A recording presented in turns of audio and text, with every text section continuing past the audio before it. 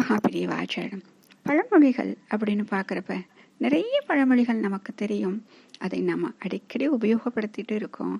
ஆனால் அதில் எத்தனை தவறான பொருளாக கொண்டு அதை நாம் தவறாக உபயோகித்து அதனால் எத்தனை பேருடைய மனத்தை புண்படுத்தி இருக்கிறோம் அப்படிங்கிறது ஒரு பக்கம் இருந்தாலும், ஆனால் எவ்வளோ பெரிய பொருள் பொதிந்த இந்த பழமொழியை நாம் எப்படி புரிந்து கொள்ளாமல் உபயோகப்படுத்தி வருகிறோம் என்ற ஒரு கவலையும் நமக்கு தோன்றும்.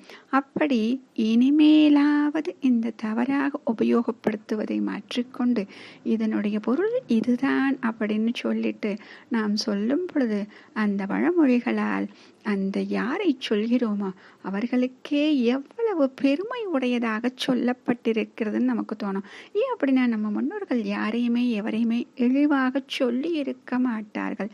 எந்த ஒரு பழமொழியை சொன்னாலும், யாரை குறிப்பிட்டு சொல்லி இருந்தாலும் அவர்களிடம் இருக்கக்கூடிய உயர்ந்த குணங்களை மட்டும்தான் நமக்கு போற்றி பாதுகாப்பாக இருக்க வேண்டும் என்று சொல்லி கொடுத்திருக்கிறார்கள்.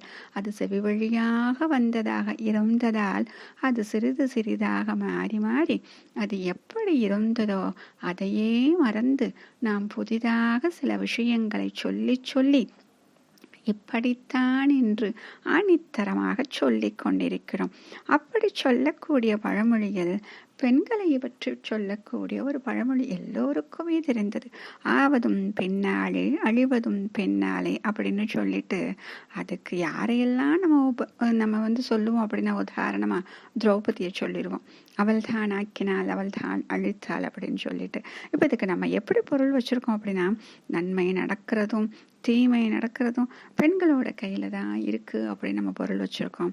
ஆனா இதுல எவ்வளவு பெரிய விஷயத்த நமக்கு சொல்லி கொடுத்துருக்காங்க அப்படின்னா, நன்மை நடப்பது அப்படிங்கிறது சரியான விஷயங்க. ஆனா இங்க எது தீமை அழிவதுன்னு ஒரு விஷயத்த கொடுத்துருக்காங்க.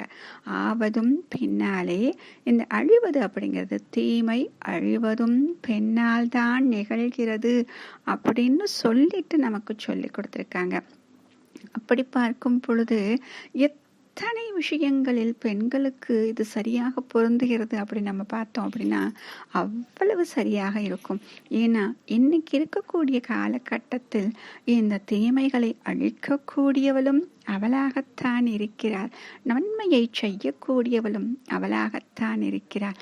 அதனால்தான் சக்தியின் வடிவமாக பெண்களை நாம் பார்க்கிறோம் என்று அன்றே மகாபாரதி சொல்லி வைத்தானே, அது எவ்வளவு சரியாக பொருந்துகிறது என்று இந்த பழமொழியை நாம் சரியாக பொருள் கொள்ளும் பொழுது நமக்கு புரிகின்றது. இனிமேல் இதை யாருக்காவது சொல்ல வேண்டும் என்று நினைத்தால் அவர்களை உயர்த்தி பேசுவதாக நினைத்து சொல்ல வேண்டும். அவர்களை தாழ்த்தி பேசுகிறோம் என்று சொல்லி அவர்களுடைய மனதை புண்படுத்தக்கூடாது. ஆக பெண்கள் இந்த பழமொழியை சரியாக புரிந்து கொண்டு விட்டால் யார் தம்மை பற்றி சொன்னாலும் நம்மை உயர்வாகத்தான் சொல்கிறார்கள் என்று நாமும் நம்மை பெருமைப்பட்டுக் கொள்ளலாம். மகாபிரியவாச்சரணம்.